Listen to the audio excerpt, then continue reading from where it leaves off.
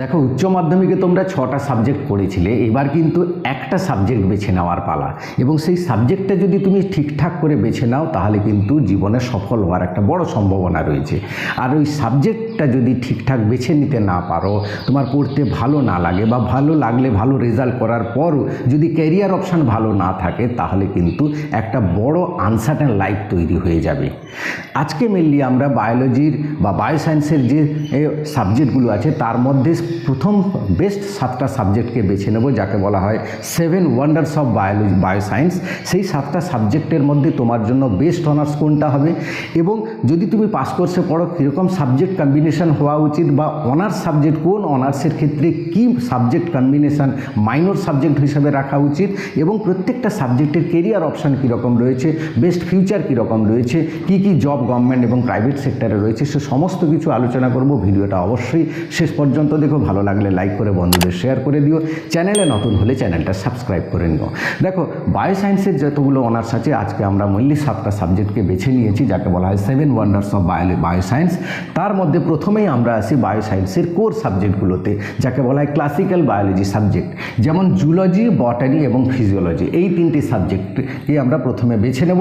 এই 3টে সাবজেক্টের মধ্যে তোমার এম বা তোমার গোল অনুযায়ী তোমার কোন অনার্সটা বেছে নেওয়া উচিত সেটা তুমি দেখে নেবে। এবার দেখো যদি তুমি জুলজি তোমার মানে ক্লাস 11-12 যখন পড়েছিলে তোমার অ্যানিম্যাল সম্পর্কে পড়তে ভালো লেগেছিল, তাহলে তুমি কিন্তু জুলজি বাছবে।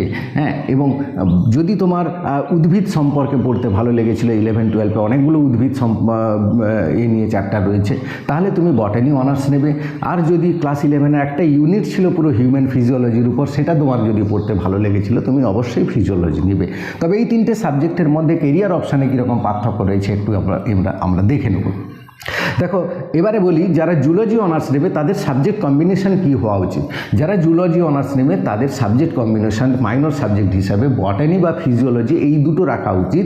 যদি তুমি স্কুল সার্ভিস কমিশন বা নেট দিয়ে টিচিং লাইনে আসতে চাও, অর্থাৎ স্কুল সার্ভিস কমিশন দিলে বা নেট এক্সাম দিয়ে তুমি পিএইচডি করতে চাইলে, বা তুমি কলেজ বা ইউনিভার্সিটির লেকচারার হতে চাইলে। দেখো, এই 3টে সাবজেক্টের মধ্যে তুমি যেই অনার্স পড়ো না কেন, 3টে সাবজেক্টের কিন্তু এসএসসি এবং নেটের ভালো একটা স্কোপ রয়েছে। কারণ তোমার এসএসসি যখন দেবে তখন কিন্তু এই 3টে সাবজেক্টের উপর পরীক্ষা হবে। মাইক্রোবায়োলজি, বায়োটেকনোলজি এগুলোর উপর কিন্তু পরীক্ষা হবে না। তো তুমি যদি বায়োটেকনোলজি অনার্স নিয়ে পড়ো তাহলে এসএসসি দিতে যাও, তাহলে কিন্তু তুমি বিরাট সমস্যায় পড়ে যাবে। কারণ এই 3টে সাবজেক্ট এই 3টে সাবজেক্ট থেকে পুরো পরীক্ষা হবে, বায়োটেকনোলজি থেকে পরীক্ষা হবে না। এটা তোমাকে খেয়াল রাখতে হবে। সেই জন্য তুমি যদি বটানি অনার্স পড়ো তাহলে পাস হিসাবে জুলজি এবং ফিজিওলজি রাখবে। যদি ফিজিওলজি অনার্স পড়ো তাহলে বটানি বা জুলজিকে মাইনর বা পাস সাবজেক্ট হিসাবে তোমাকে রাখতে হবে। এবার আসি কেরিয়ার অপশানে। তুমি জুলজি এবং বটানি এই দুটো অনার্সের ক্ষেত্রে কেরিয়ার অপশান কিন্তু মোর অর লেস সেম। ফিজিওলজির ক্ষেত্রে কিছু career option, specific career option আছে যেটা জুলজি বটানিতে নেই। দেখো, তুমি যদি জুলজি বা বটানি অনার্স পড়ো তাহলে ফরেস্ট ডিপার্টমেন্টে পাবে, পোলট্রিতে পাবে, ডেইরিতে পাবে, জেডএসআই জুলজিক্যাল সার্ভে অফ ইন্ডিয়া। এই 3টের ক্ষেত্রে কিন্তু শুধু জুলজি পাবে, বটানি পাবে না। বাকি সবগুলোতে এই দুজন কিন্তু অ্যাপ্লাই করতে পারবে। যেমন হর্টিকালচারে, বটানিক্যাল গার্ডেনে পাবে, এনভায়রনমেন্টাল কনসালটেন্ট হিসাবে জয়েন করতে পারবে। National geographic channel, Discovery, animal planet এরকম বিভিন্ন চ্যানেলগুলোতে প্রচুর জুলজি বা বটানির রিক্রুটমেন্ট হয়। ইকোলজিস্ট হিসাবে জয়েন করতে পারবে। ফার্টিলাইজার, পেস্টিসাইড কোম্পানিগুলোতে জয়েন করতে পারবে। পলিউশন কন্ট্রোল বোর্ডে, state pollution control board, central pollution control board, এই সমস্ত জায়গায় কিন্তু একটা জুলজি বটানির চাকরির অপশান আছে। তো ফিজিওলজির ক্ষেত্রে তারা তো এসএসসি নেট দিতে পারবে, তার সঙ্গে টিচিং লাইনে একটা স্পেসিফিক কিছু টিচিং লাইন আছে যেটা কিন্তু বটানি জুলজির নেই, ফিজিওলজির আছে। তাই যেমন মনে করো মেডিকেল কলেজগুলোতে যেখানে এমবিবিএস পড়ানো হয়, নার্সিং কলেজগুলোতে, প্যারামেডিক্যাল কলেজগুলোতে যে ফিজিওলজি পড়ানো হয়, সেই ফিজিওলজির টিচার কিন্তু ফিজিওলজিতে যারা বিএসসি বা এমএসসি করেছে তারা কিন্তু চান্স পায় টিচিং করার জন্য। হসপিটালে এবং ক্লিনিকে পায়, হেলথ সায়েন্স এজেন্সিগুলোতে পায়, যেমন কিছু ন্যাশনাল, কিছু স্টেট ওয়াইজ, কিছু ইন্টারন্যাশনাল হেলথ সায়েন্স এজেন্সি আছে, যেমন WHO WHO, ইউনিসেফ এগুলোতে কিন্তু ফিজিওলজির প্রচুর রিক্রুটমেন্ট হয়। মেডিকেল রিপ্রেজেন্টেটিভ হিসাবে জয়েন করতে পারবে ফার্মাসিউটিক্যালস কোম্পানিগুলোতে, যেখানে জুলজির ছেলেরাও কিন্তু এই মেডিকেল রিপ্রেজেন্টেটিভ হিসাবে জয়েন করতে পারবে। মেডিকেল রাইটার হিসাবে জয়েন করতে পারবে, ল্যাব অ্যাসিস্ট্যান্ট হিসাবে জয়েন করতে পারবে, জুলজি, বটানি, ফিজিওলজি তারা তিনজনই জয়েন করতে পারবে। হেলথ অ্যাডমিনিস্ট্রেটর হিসাবে কিন্তু ফিজিওলজির ছেলেমেয়েরা জয়েন করতে পারবে। তাই এইগুলো হচ্ছে ফিজিওলজির ক্ষেত্রে কেরিয়ার অপশান রয়েছে। তবে এই তিনটের মধ্যে যদি আমাকে কম্পেয়ার করতে বলো, ইন জেনারেল শুধুমাত্র বিএসসি করার পর চাকরির স্কোপ থাকে কিন্তু জুলজি এবং বটানিতে রাদার দেন ফিজিওলজি। ঠিক আছে, তা মাস্টার ডিগ্রি করলে কিন্তু তিনজনেরই একটা ভালো স্কোপ রয়েছে, এবং পিএইচডি করলে তো আর কলেজ ইউনিভার্সিটিগুলোতে পাবে তুমি।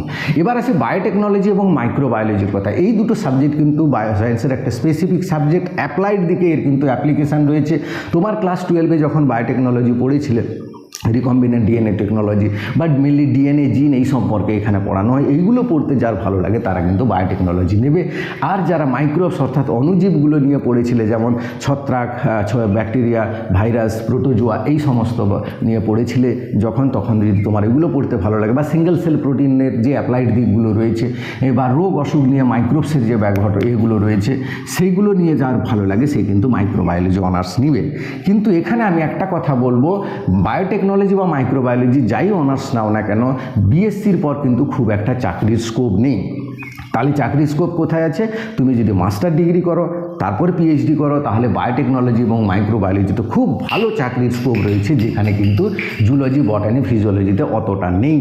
এটা কিন্তু খেয়াল রাখবে। তো তোমার কাছে যদি সময় থাকে, মানে ধরো 4 বছর বিএসসি করলে, তারপর মাস্টার্স করলে, তারপর 4 বছর আবার পিএইচডি করলে, এরকম একটা 10 বছরের লম্বা সময় তোমার কাছে যদি থাকে, তুমি যদি এফোর্ড করতে পারো, এবং তোমার যদি পকেট পারমিট করে, অর্থাৎ ইকোনমিক দিক দিয়ে তুমি যদি সাপোর্ট পাও, তাহলে তোমার বায়োটেকনোলজি বা মাইক্রোবায়োলজি যেটা তোমার ভালো লাগে সেটাই। আমি বলেছি ফার্স্ট ক্রাইটেরিয়া হবে চাকরি, মানে সাবজেক্ট বাছার ক্ষেত্রে তোমার কোনটা ভালো লাগে তার উপর ডিপেন্ড করে। তোমার সাবজেক্টটা যদি ভালো লাগে পড়তে, তুমি অবশ্যই সাকসেস হবে। হ্যাঁ, এবার চাকরির স্কোপ কিছু একটা তো দেখতেই হবে। দেখো, বায়োটেকনোলজিতে চাকরির কী কী স্কোপ রয়েছে আমার অলরেডি ভিডিও দেওয়া আছে, বা আমি 2-1 দিনের মধ্যে আরেকটা ভিডিও স্পেশালি বায়োটেকনোলজি নিয়ে আসবো। মাইক্রোবায়োলজির জন্য ভিডিও দেওয়া আছে, ডেসক্রিপশানে লিঙ্ক দেওয়া থাকবে, সেটা দেখে নিতে পারো, দিলে চাকরির স্কোপগুলো তোমরা বুঝতে পারবে। এবার এগ্রিকালচার এসে, এটা একটা স্পেসিফিক সাবজেক্ট, এখানে কিন্তু প্রচুর স্কোপ রয়েছে।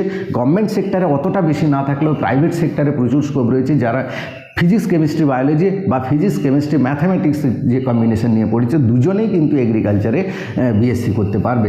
তা এগ্রিকালচার যদি গভর্নমেন্ট কলেজ পাও তাহলে করো, অবশ্যই চাকরি পেয়ে যাবে তুমি। আর প্রাইভেট কলেজে গেলে কিন্তু প্রাইভেট সেক্টরের দিকে তোমাকে যেতে হবে।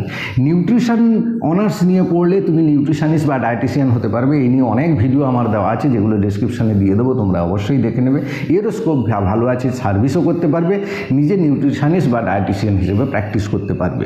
তো এই আলোচনা থেকে ওভারঅল কি দেখছি, আমি ইন জেনারেল সাবজেক্টগুলোতে চাকরির স্কোপও রয়েছে। তবে সেটা বিএসসির পর হবে, মাস্টার ডিগ্রি করলে আরও বেশি চাকরি তো স্কোপ থাকছে।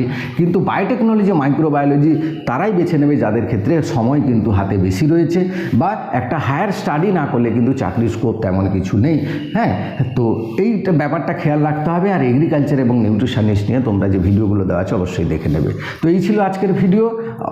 একটা কথা আর একটা বলে যাই, তোমার যদি সাবজেক্টটা ভালো লাগে, সেই সাবজেক্টটা পড়তে ভালো লাগে, সেই সাবজেক্টটা বেছে নাও। সব সাবজেক্টের কিন্তু কিছু ভালো দিক, খারাপ দিক রয়েছে।